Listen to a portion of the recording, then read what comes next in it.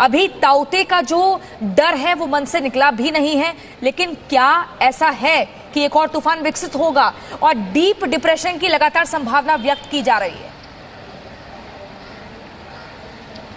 देखिए, होता यही है, एक पहले जगह पे जो समुद्र का जो एक इलाका होता है, खासतौर पे हमने इससे पहले देखा था जो ताउते आया है, ये म्यांमार से आया है और अरब सागर में आकर इसने अपना जो विकराल रूप जैसे से आगे बढ़ा, उसकी इंटेंसिटी बढ़ती चली गई। और अब जब दूसरा जो प्रेडिक्शन है वो इसी तरीके से बंगाल की खाड़ी को लेकर किया जा रहा है।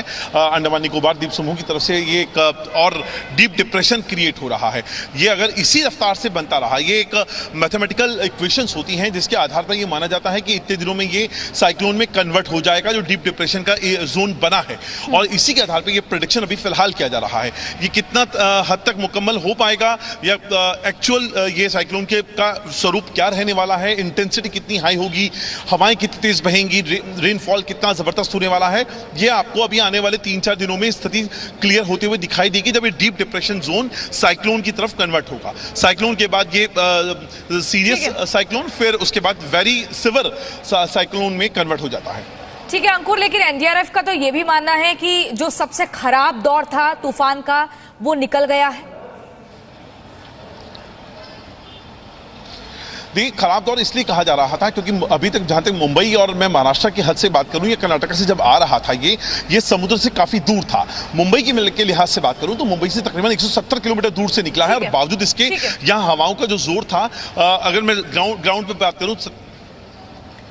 आप अपनी बात पूरी कर लीजिए अंकुर। तो जो दौर था वो 70 से 80 किलोमीटर प्रति घंटे की रफ्तार से हवाएं चल रही थी और रेनफॉल जो था वो बहुत हैवी था।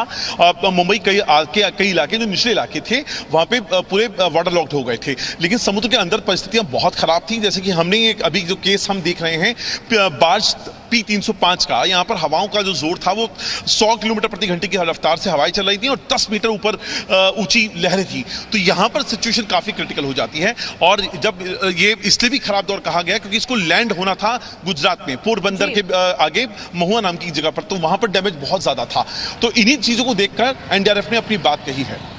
बहुत बहुत शुक्रिया आपका अंकुर हिमांशु, हमारे साथ जुड़ने के लिए, ग्राउंड रियलिटी दिखाने के लिए कि किस तरह से क्या कुछ रेस्क्यू ऑपरेशन चल रहा है, आगे की तैयारियां क्या हैं, मौसम विभाग की तरफ से कितना अलर्ट किया जा रहा है। देखिए, कर्नाटक, केरल, महाराष्ट्र, गोवा और गुजरात के बाद राजस्थान में भी इस तूफान ने दस्तक दी और कहा जा रहा है कि वहीं से यूपी, हरियाणा और एनसीआर में भी हालात थोड़े से बिगड़ेंगे। मौसम विभाग की तरफ से संकेत कि आने वाले 2 दिनों में रुक रुक कर बारिश हो सकती है, तेज हवाएं चल सकती है।